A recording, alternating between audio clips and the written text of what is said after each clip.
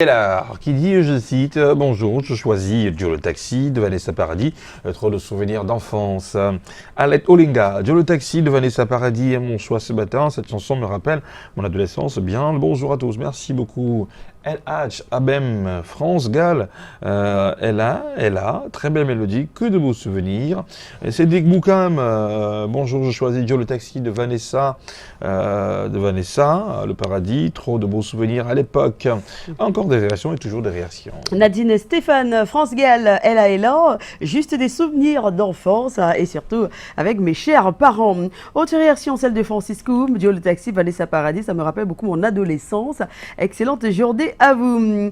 Sidoine Zizou choisit Joe le Taxi de Vanessa Paradis. J'aime beaucoup cette chanson, d'accord. Joe le Taxi pour Patrick Walker. Cette chanson a bercé mon enfance. Je trouve aussi que ce serait un très bon cadeau d'anniversaire car j'ai un an de plus aujourd'hui et je le célèbre avec Maître Yaya, mon fidèle taximan. Patrick Walker. Ouais. Joyeux anniversaire, joyeux anniversaire, joyeux anniversaire, Patrick Walker. Yeah. Joyeux anniversaire. À côté, il y a Madeleine, il y a Madeleine Sarah qui dit Vanessa Paradis, j'étais jeune. Quand je voyais le clip de la petite fille chanter Oh mon Dieu, j'avais des frissons sur moi et de la joie. J'étais ému pendant que Joe avait ou la guitare ou quoi, je ne sais, je me rappelle pas, et une petette fille chantait tout au long de la route. Vraiment, j'ai aimé. Alors, Landrine Gaff, c'est Joe le Taxi de Vanessa Paradis. J'aimais trop chanter ça quand j'étais petite. Au refrain, je disais toujours en haut des bambouteuses, embouteillage. Ah, d'accord. Excellente journée. Mais il n'y a pas bambouteuse, il n'y a pas bambouteuse dans cette chanson. Du tout. Allez, continuez à réagir sur notre page Facebook. À 8h30, vous aurez le titre qui aura été sollicité par le plus grand nombre. Nous allons maintenant souhaiter un autre anniversaire, un heureux anniversaire à Sa Majesté Mikanda, Marie félicité. Vous êtes à Vogada par Yaoundé. Majesté Mikanda, Marie félicité, à Vogada par Yaoundé. Joyeux anniversaire à vous. Chouchou, nous sommes en plein dans la semaine de la femme. Voilà, c'est votre semaine. Oui, et tout au long de cette semaine, les hommes s'adressent aux femmes. Oui, et quand les hommes s'adressent aux femmes, eh bien, ils prennent tout leur temps. Voilà. Allons-y. Je souhaite que les femmes apprennent à s'occuper davantage de leur mari, comme le faisaient nos mamans à l'époque. Parce que les femmes maintenant, elles vont à l'église tout le matin, après elles sont à la tontine, le soir elles sont au salon de coiffure, à la fin elles reviennent à 22h quand le mari est déjà à la maison. Que les femmes apprennent à s'occuper de leur mari parce que les maris s'occupent des femmes. Mais les hommes sont délaissés, les femmes, prenez le 8 mars pour réfléchir, pensez à vous occuper de vos maris comme vos maris le font. Comme nos mamans, occupez-vous de vos maris comme nos mamans le faisaient à l'époque vraiment. Il faut que ça change en 2020. Les femmes doivent être en plus soumises à leur mari. Même la Bible le dit, femmes, soyez soumises à vos maris. Et la Bible demande aux hommes d'aimer leurs femmes comme Jésus a aimé l'Église. Donc les femmes doivent être soumises. Une femme soumise, c'est même à la fin, elle, qui commande dans le foyer. Parce que quand une femme demande, étant soumise, on lui donne tout ce qu'elle demande. Les femmes ne doivent pas totalement être soumises à leur mari. Elles doivent contribuer dans le couple, à s'épanouir. Elles ne sont plus des esclaves aujourd'hui. On doit faire avec elles. Automatiquement, on doit passer par là. Pour les femmes africaines et les femmes camerounaises en particulier, je pense qu'ils sont déjà soumis à leur mari. Et s'il y a d'autres femmes qui pensent qu'ils ne peuvent pas soumettre à leur mari, qui commencent à réfléchir parce que la loi de nature demande que la femme doive être soumise à son mari. Moi, je valorise d'abord les femmes parce que je suis l'un que je prends une femme comme un homme également. C'est mon ami, c'est mon frère, il est un ami intime. Je partage dans le même table avec elle. Donc, il n'y a pas question pour dire que la femme n'est pas, elle ne soumet pas à moi. Parce que je dois d'abord comprendre qu'est-ce qui est comme difficulté, pourquoi elle veut peut-être être têtue, quoi. Oui, donc ça dépend aussi des attitudes des hommes. Donc le message il est clair. Mais femme, comme l'a si bien dit le premier intervenant, Ah oui. soyez soumise. La soumission ne veut pas dire être esclave. Vous aussi, monsieur, quand votre femme vous est soumise, ne croyez pas, ne transformez pas cette femme en esclave. Mais vous devez savoir une chose, et ça vous l'avez vite compris. Un homme, il n'aime pas beaucoup de bruit dans les oreilles. Un homme n'aime pas se sentir surveillé. Quand vous suivez un homme, c'est en ce moment-là que vous donnez la latitude, vous poussez cette personne à aller faire du grand n'importe quoi. Quand il a cette liberté autour de lui, eh bien à un moment donné, il prend conscience et il sait parce qu'il va aller chercher à l'extérieur. Il ressent qu'il y a de l'amour à la maison. Quand vous rentrez le soir et que vous êtes accueilli à l'entrée de votre maison, pour le cas où vous n'avez pas encore d'enfant à la maison, que vous êtes accueilli par votre épouse dans une tenue au-delà de l'imaginaire et qu'elle vous accompagne, vous prendre votre petit bain pendant que vous prenez votre bain et qu'elle prépare le buffet et qu'elle met tout à table, quand vous sortez du bain, qu'elle vous fasse un bon petit massage et qu'elle vous accompagne manger, quand vous finissez de manger, vous avez le temps de parler de votre journée tout simplement à table, tendrement, doucement, par le genre de femme, quand elle arrive, ah, chérie, tu es rentrée? Moi, je suis à la cuisine, hein. Il y a Milo à la douche, là. Vous traversez, vous allez prendre votre bain. Il y a la nourriture sur la table. Elle est à l'intérieur en train de regarder sa série. À peine quand elle a terminé de regarder la série, vous partez vous coucher, elle est encore au salon. Ça, on ne veut plus la carte téléphone en 2020. On ne veut pas ça. On veut les femmes qui sont tendres. On veut les femmes qui sont soumises, les femmes qui sont honnêtes. Parce que des fois, vous les femmes, vous avez des petits mensonges inutiles. Vraiment, les petits mensonges inutiles. Si vous avez un problème, posez le problème gentiment à votre époux. Et vous aussi, messieurs, quand elle vous pose le problème gentiment, ensemble, faites un effort de trouver la solution. Si pour le moment ça ne va pas, dis-lui que ça ne va pas. Parce que quand elle vous pose des problèmes, que vous êtes toujours dur comme le caillou de Ndjombe, ça fait en sorte que des fois, elle se rend compte que c'est en créant des fausses histoires que vous réussissez à participer. Ou bien elle continue à créer des fausses histoires, et à la fin, elle deviendra une grosse menteuse. Mesdames, arrêtez de mentir aussi des fois. Fort heureusement, c'est un homme qui parle. Hein. Voilà. Les hommes s'adressent aux femmes. Un homme averti. Nous, on écoute, hein, on n'est pas les sourdes. On écoute très bien. Ouais. Et on va vous répondre hein, très bientôt. Ouais, pendant toute vous cette laisse, semaine, on laissez-nous vous laisse le cette savoir. semaine, dites ce que vous voulez. Nous, la semaine prochaine, on pourra vous répondre. Monsieur Pour l'instant, ce sont Monsieur les hommes Patrick qui d'abord. s'adressent. Bonjour. Bonjour, mon très cher Kelly Carole. Mais vous Vous écoutez avec beaucoup d'attention Adressez-vous aux femmes. cette litanie, j'ai même envie de dire que vous disiez là. Oui. Et puis j'ai bien observé ce flan. Elle semblait totalement emballée. Je comprends pourquoi vous êtes au petit soin avec elle. Mais si en quelques secondes vous devez vous adresser aux femmes, vous le direz quoi? Alors qu'est-ce qu'on va dire aux femmes? Elles sont une force qu'elles ignorent. Et très souvent on dit que quand on est détenteur d'une force, c'est pas forcément en brandissant cette force par la menace Voilà. qu'on est véritablement efficace. C'est vrai. La force est très souvent tranquille. Et c'est ça même l'essence de la femme. Son intérieur, sa capacité à intérioriser, mais surtout à agir au bon moment. Voilà. À être là quand il faut. Voilà. Maintenant, elles ont besoin de trouver aussi un terreau fertile pour ça. Parce qu'il faut reconnaître que nous, les hommes aussi, nous sommes Vous parfois êtes- une équation très difficile, Voilà. très compliquée à résoudre. Voilà. Mais Merci. le fond reste dans la femme. Comme Voilà. on dit, tout dépend de la femme. Et heureusement que ce sont les hommes qui parlent. hein. Et c'est pourquoi, en réussissant à trouver la solution à l'équation, vous devenez une femme intelligente. Elles sont même nées intelligentes, les femmes. Ah, Elles ont une oh là sagesse là. qui relève de l'ordre divin. Enfin, quelqu'un qui voit Bon, tout. Maintenant, vous Monsieur savez, Patrick, le monsieur- danger de l'intelligence extrême, quand on la possède, c'est parfois d'en faire un usage extrêmement mauvais aussi. Et c'est donc ça, les deux facettes qu'on peut retrouver chez une femme. Malheureusement, il faut toujours essayer de faire en sorte qu'elle puisse offrir le meilleur. C'est l'expérience qui C'est parle très bien. là. Oh là là, merci Très bien. beaucoup messieurs. Bon, revenons au Merci gars de sur vous l'actu. adresser aux femmes, ça, fait du bien. Ça va comme ça. Ça fait du bien. Allez, on va s'intéresser donc à votre chronique, Monsieur Patrick Christian Debois, la chronique Regard sur l'actu ce matin. Vous vous intéressez aux élections des maires des villes, les super maires. C'est une grande première hein, au Cameroun. On est à l'épreuve du difficile consensus et cette élection historique hein, des maires des villes offre, on va le dire jusqu'à présent, des clichés plutôt surprenants. Oui, effectivement. D'ailleurs, vous faites bien de le dire. On est dans un sujet historique, parce qu'il faut quand même le dire, depuis l'avènement du régime des communautés urbaines, le passage de l'élection des maires des villes à l'élection des maires de ville est une première.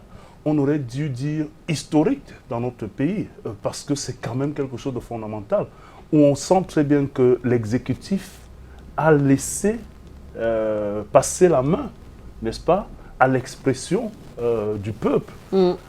Du peuple, certes, d'abord par l'élection des conseillers au suffrage universel, et ensuite par l'élection de ces maires, par un corps électoral un peu plus restreint, mais qui n'est que l'émanation de cette population, parce que ce sont elles élu ses conseillers municipaux.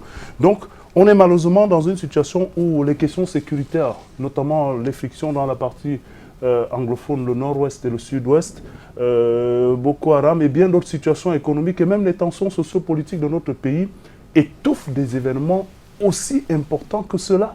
Parce que rendez-vous compte, les figures emblématiques qu'on avait à la tête de nos communautés urbaines, qui avaient quand même un poids incomparable, un poids avéré dans la gestion, l'orientation, les planifications de l'avenir de nos grandes métropoles, sont maintenant l'émanation des populations.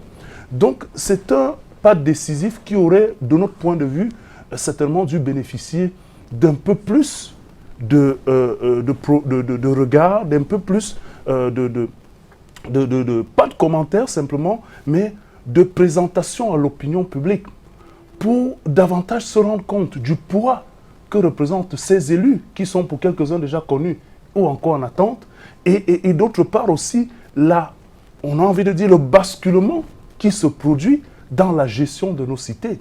Voilà, dès qu'on a fini de le dire, je suis d'accord avec vous qu'on est véritablement loin de partir tranquille. Je ferai un petit détour en disant que avant cette situation, on avait pensé par exemple s'intéresser à la situation des droits de l'homme, le comportement des ONG, avec cette question polémique autour des événements de Garbou, sur le nombre de morts, les auteurs.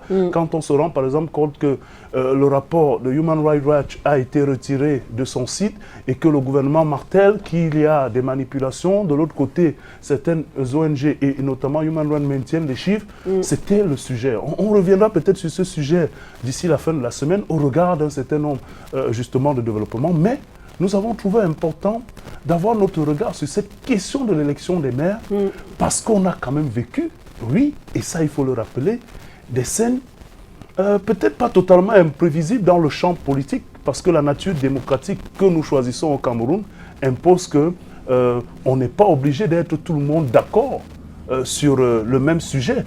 Mais on était très loin de s'imaginer, au regard des résultats tout au moins de ces municipales, et de la majorité qui semble se dessiner tout au moins dans l'ensemble du territoire et des résultats jusqu'ici en attendant les contentieux de ces municipales, on était loin de s'imaginer que ce qui s'apparentait à un exercice de formalité, parce que le parti majoritaire était presque connu en termes de conseillers municipaux et qu'on s'imaginait mal que n'ayant pas pu être terrassé dans les sessions de plein droit pour élire justement les maires dans la majorité des cas, qu'on n'allait pas vivre justement une partie tranquille où la discipline du parti notamment aurait fait montre, n'est-ce pas, de sa vigueur dans ce choix de ces super maires. Alors, si aujourd'hui nous pouvons dire qu'Aïdéa, c'est connu pour le nouveau délégué du gouvernement, Abafoussam, c'est connu, Abamenda, c'est connu, Ngaoundéré, je viendrai sur Yaoundé Ngaoundéré, on peut le dire à Kribi, on peut le dire à Kumba, oui, on peut le dire à Kumba, Konsamba aussi. Oui. Vous voyez, on a un certain nombre de maires qui sont déjà connus dans ces localités qui étaient aussi sous le régime justement de la communauté urbaine. Mais Yaoundé nous a servi, c'est vrai, son élu, mais ça n'était pas une partie facile. Ah, tout à fait. Là-bas à Yaoundé aussi, on s'imaginait bien que la super majorité du parti au pouvoir, dans un fief qu'on lui dit très souvent acquis, notamment, allait simplement donner lieu à une lettre qui passerait comme à la poste, avec les instructions du comité central, et j'en passe.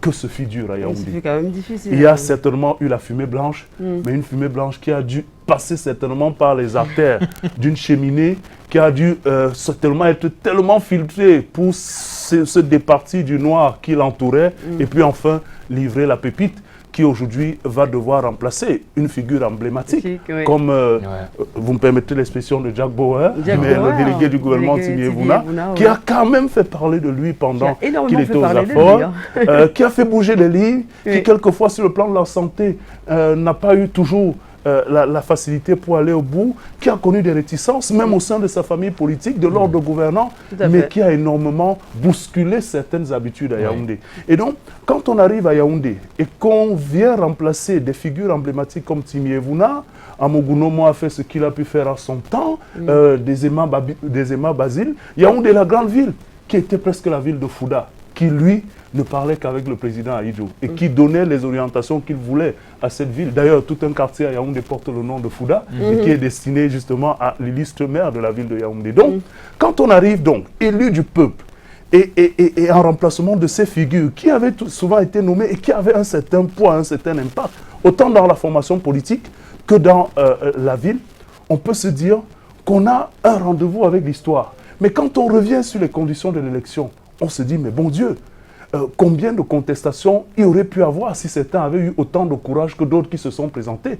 Et là, Yaoundé nous a servi cet exemple. La fumée blanche est certes sortie tardivement, mais le clou est arrivé ici à Douala. Ah oui, voilà, c'est la catastrophe. Alors qu'on croyait la nuit des longs couteaux dépassée, la veille du scrutin, j'ai bien envie de vous dire avec quelques-uns que sans doute la nuit qui précède ce jour a été la plus longue des nuits de longs couteaux. Ah, ça. Parce que cette élection renvoyée pour aujourd'hui a servi des facettes, des fakes, des empoignades, des conciliations et tout ce que vous pouvez imaginer dans les tractations, non plus invisibles, mais des tractations visibles, au grand jour, des retraits dans un coin, ainsi de suite, des coups de fil passés, vous vous imaginez où, qui finalement n'ont pu faire en sorte que le nom du maire... Voilà, alors donc, c'était une chaude empoignade ici à Douala. Voilà. Et Douala n'est pas exemple comme Yaoundé.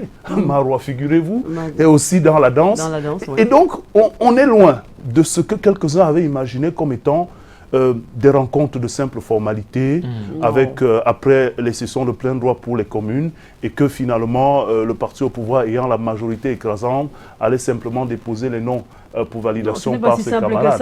Et donc, Douala, Yaoundé, Maroua nous ont servi l'exemple. Et on peut même dire qu'on avait déjà les prémices. Tout à fait. Lors des sessions de plein droit. Voilà. À Maroua premier, vous allez vous rendre compte. Ici même à Douala premier, ça n'était pas facile. Du tout. Douala cinquième vous a livré son lot.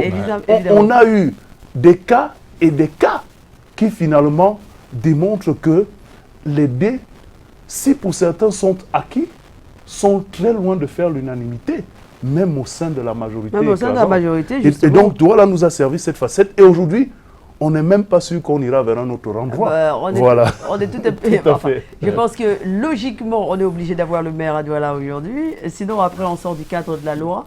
C'est le troisième mardi après la proclamation. Là, nous ne serons plus mardi. Nous sommes déjà mercredi. Donc, on a tout à fait intérêt à clôturer pour Douala aujourd'hui, Chouchou. Mais c'est vrai que le déroulement, quand même, impose de tirer des leçons à tous les niveaux face à cette situation.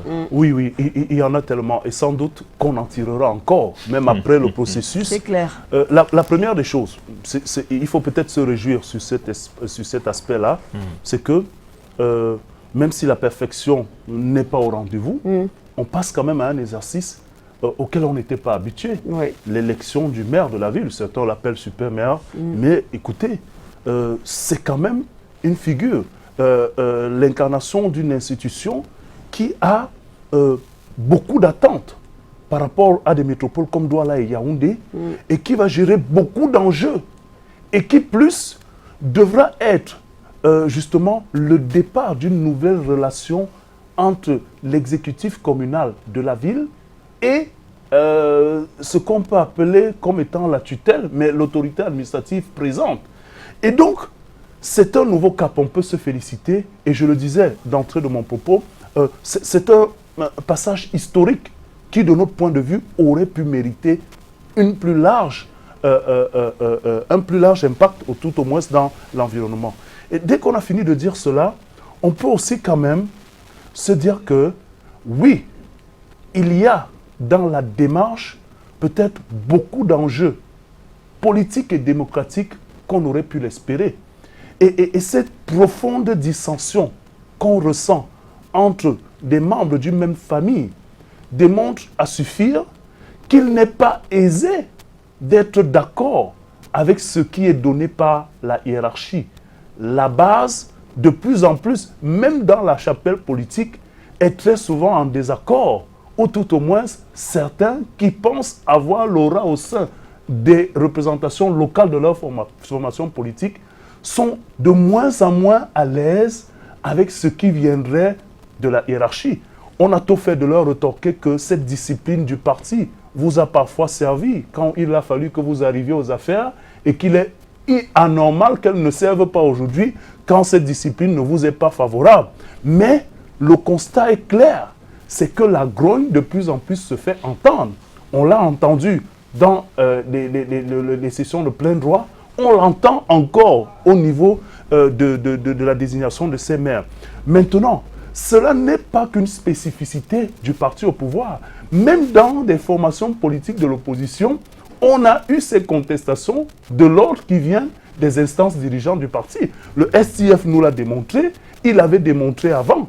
Maintenant, on doit quand même se poser la question de savoir comment concilier cette discipline du parti qui est souvent avérée avec des aspirations d'un certain nombre de cadres ou de militants de nos formations politiques.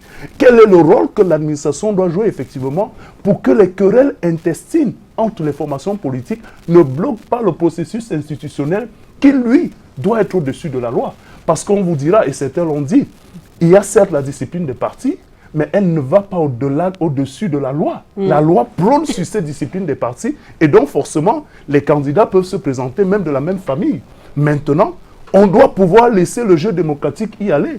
Aux partis de gérer leurs problèmes de discipline après que le processus institutionnel ait été fonctionnel. Parce que sinon, on peut se retrouver dans une dynamique où des renvois comme cela vont avoir droit de cité, et c'est l'institution, la marche des institutions qui peuvent être bloquées par les querelles intestines de nos formations politiques, qui ne restent que des formations politiques, pas avec une prépondérance sur la loi qui doit pouvoir faire marcher nos institutions.